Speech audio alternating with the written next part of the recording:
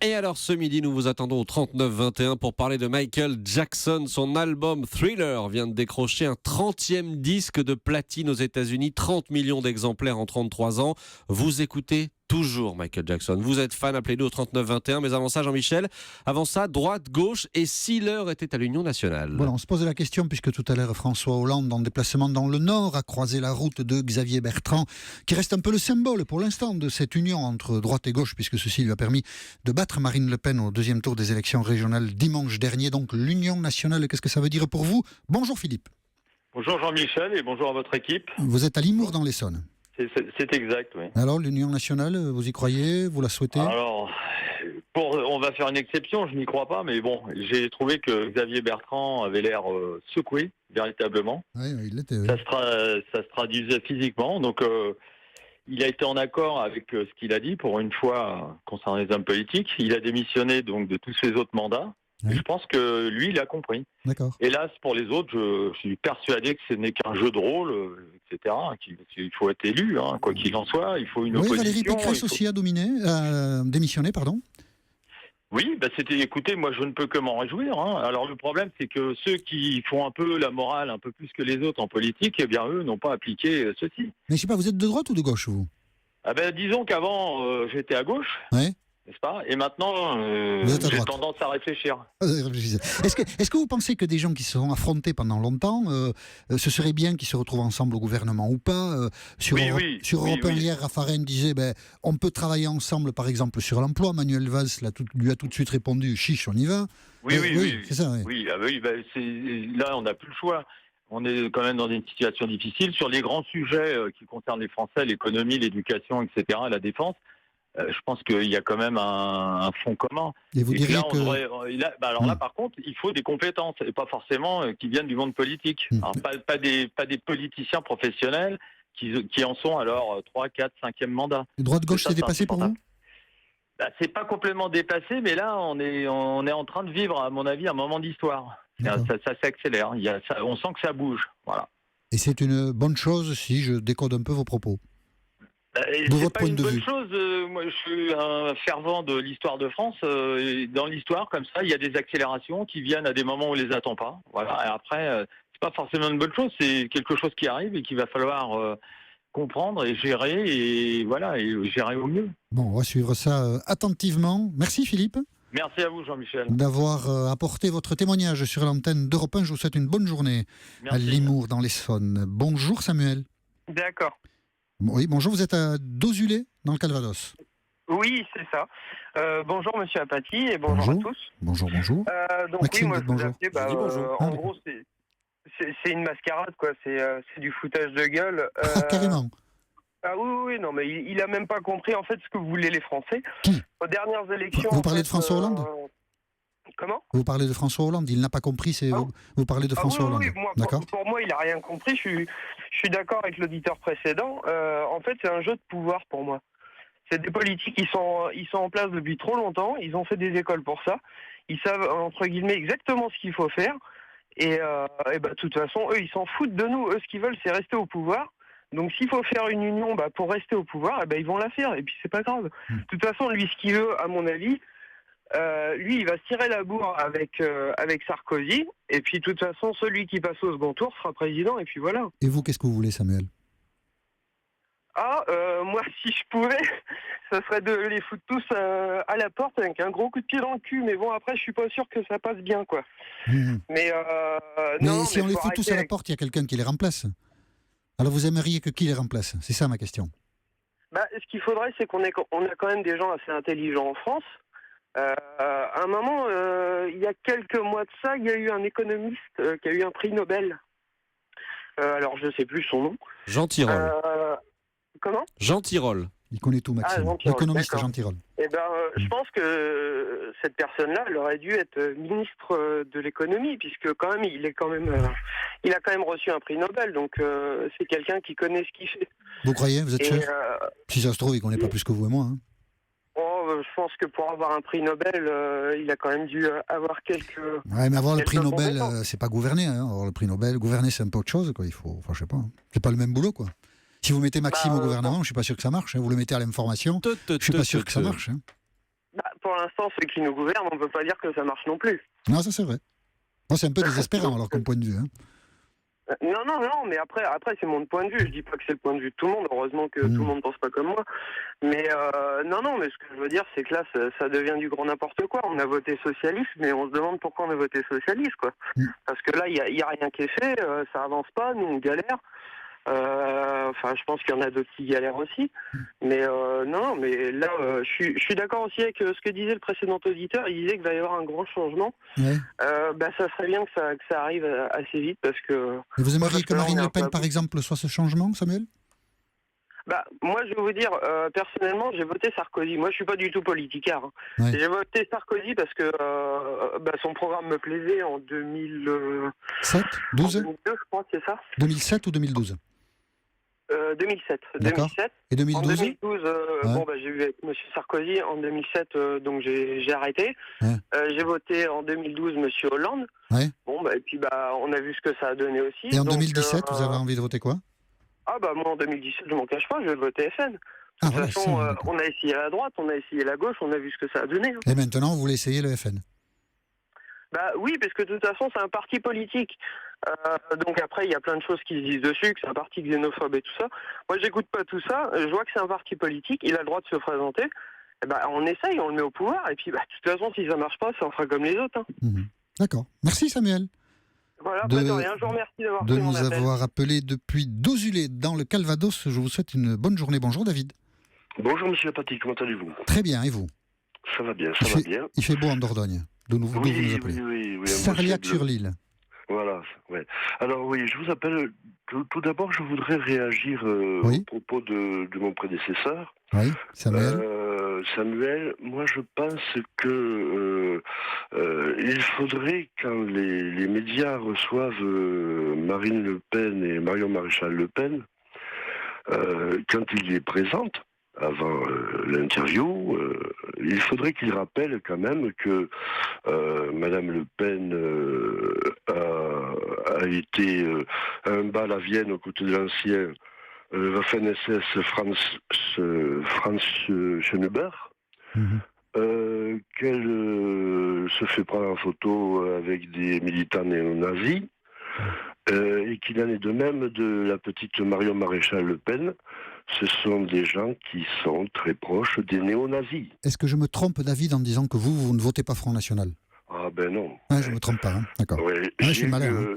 Mais l'Union enfin, nationale de droite et gauche, vous y croyez ? c'est la politique politicienne. Vous y croyez pas beaucoup. J'avais eu Guénaud sur votre antenne. Henri Guénaud, oui.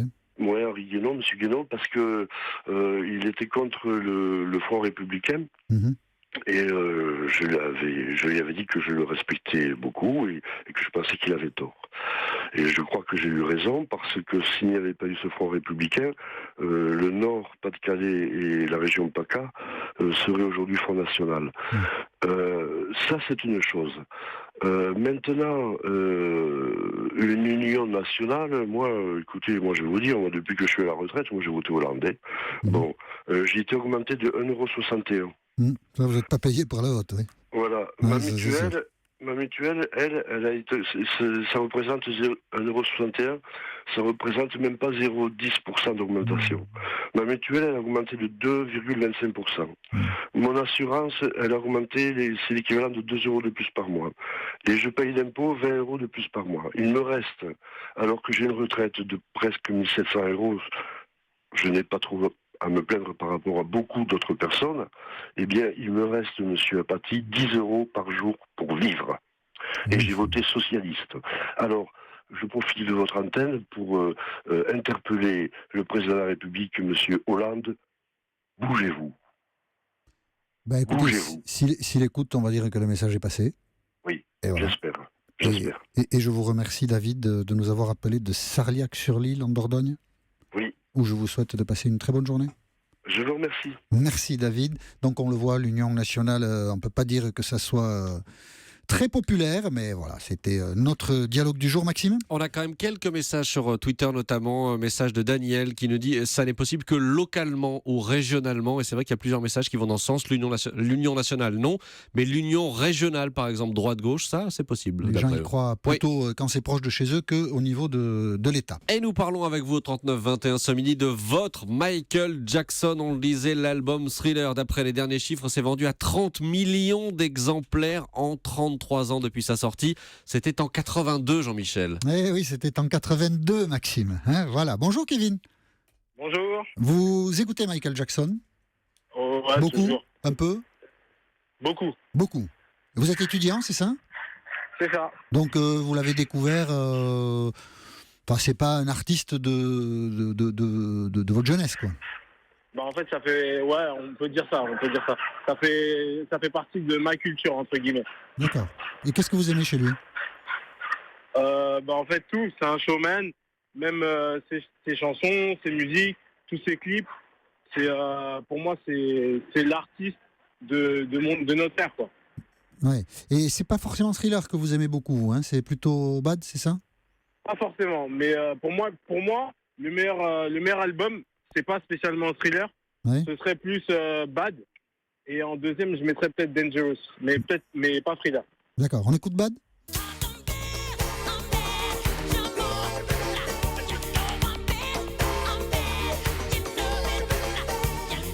Maxime, c'est lequel votre préféré? Ah, Bad, c'est pas mal aussi, ouais. Non, je demandais à Maxime lequel c'était son préféré pour voir s'il était d'accord avec vous. Mais c'est vrai que Dangerous, c'est plutôt notre époque. Oui, pourquoi pas Dangerous aussi. Qu'est-ce que vous appelez notre époque? Non, c'est parmi les albums les plus récents de Michael Jackson. Donc, c'est mon adolescence. Ça doit être quoi, 90 et quelques, Dangerous, quelque chose comme ça? C'est un peu plus tard que Bad, en tout cas. Ouais. C'est ça. Ouais. D'accord. Et vous l'écoutez, vous êtes seul à l'écouter dans votre tranche d'âge ou vos copains aussi l'écoutent ou... Après, je sais pas spécialement ce qu'ils écoutent tout le temps dans leurs oreilles, mais je sais qu'on entend, nous, par exemple, quand je mets ça dans la voiture ou autre, tout le monde est toujours d'accord pour laisser la musique couler, quoi. Ouais, d'accord. Ouais, ça marche toujours. Pour moi, c'est un album complet. Tous les morceaux sont bons. J'aime tous les morceaux et c'est particulier dans un album. On peut pas toujours aimer tous les morceaux d'un album, même si on apprécie l'album dans sa globalité. Et pour moi, celui-là, il y a 11 titres exactement. Il me semble qu'il n'y a pas beaucoup de titres. Mais en termes de qualité, je pense ils que sont tous formidables. C'est le meilleur. D'accord, très bien. Écoutez, merci Kevin de nous avoir dit de quelle manière vous aimiez Michael Jackson. Un peu de Bad encore? 1991, Bad. Bad, 1991. Non, pardon, Dangerous. Dangerous et Bad, c'était après Thriller ou avant? Après. Allez, il y a des spécialistes ici, ils sont forts. Hein. Merci Kevin, bonne journée avec Michael Jackson. Passez une bonne journée, au revoir. Et Europe 1. Celle-là, il fallait la faire. Bonjour Jack. Bonjour. Vous êtes à Paris, vous aussi? À Paris, c'est ça. À Paris. Alors, pour vous, Michael Jackson, ça représente toujours quelque chose d'important? Écoutez, pour moi, il représente la musique dans ce qui se fait de mieux. Hein. Vraiment, je trouve que c'est l'artiste du millénaire, comme il a été élu de toute façon. Et voilà, je trouve que pour l'égaler, il faudra se lever tôt. C'était vraiment tout, en fait, Michael Jackson. C'est une religion à lui tout seul, vraiment. Et de votre point de vue, il n'y a pas d'autres artistes qui lui ressemblent, qui l'égalent, Égaler, non, ça c'est juste impossible. Mais l'artiste qui ressemble un peu à lui, on va dire aujourd'hui, je dirais Chris Brown, qui est pas mal aussi dans son genre. Mais voilà, au niveau du show, de la performance, des chansons, vraiment, c'est lui, quoi. C'est l'artiste, vraiment, c'est une bibliothèque à lui tout seul, et vraiment, je ne pense pas qu'on aura un artiste comme ça de sitôt. Je suis vraiment content d'avoir pu assister un peu à tout ça, même si j'étais un peu jeune. Quelle est sa chanson que vous préférez?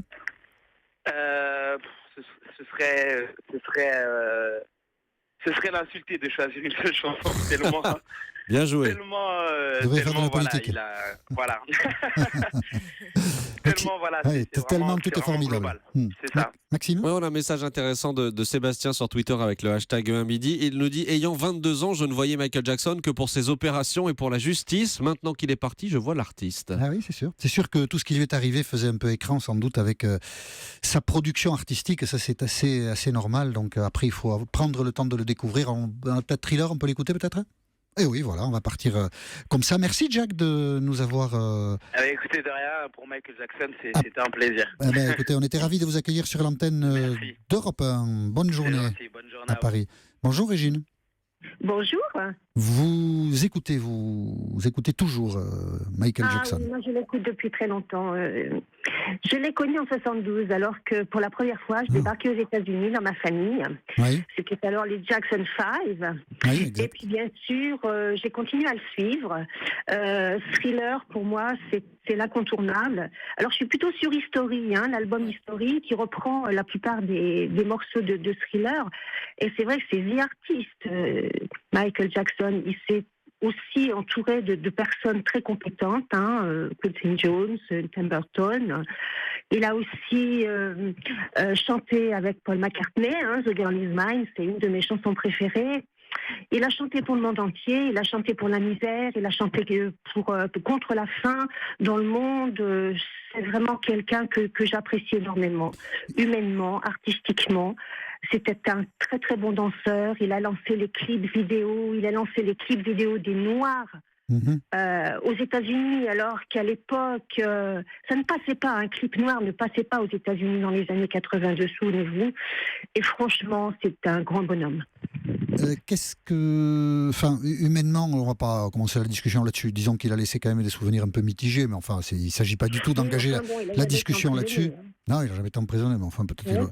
Il y a toujours eu un doute. Peut-être s'il avait été, il n'y a pas beaucoup de gens qui auraient crié à l'injustice, mais encore une fois, on va pas discuter de ça maintenant. Vous dites que vous l'avez découvert aux États-Unis début des années 70, c'est-à-dire vous l'avez découvert là-bas, vous êtes tombé dessus un peu par hasard. Comment ça s'est passé? Souvent à la télé.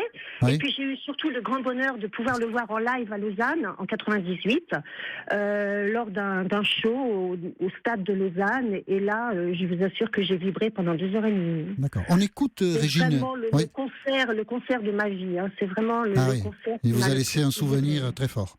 Ah oui, tout à fait, tout à fait. On écoute Régine. Et il reste dans ma mémoire. D'accord. On écoute À plus jamais. votre titre préféré. Every night she walks right in my dreams since I met her from the start.